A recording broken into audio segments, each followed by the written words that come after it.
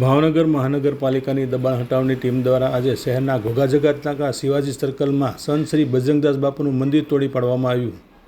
રસ્તામાં અડચણરૂપ બની રહેલ આ મંદિરને તોડવા માટે મહાનગરપાલિકાનો મસમોટો કાફલો પહોંચ્યો હતો.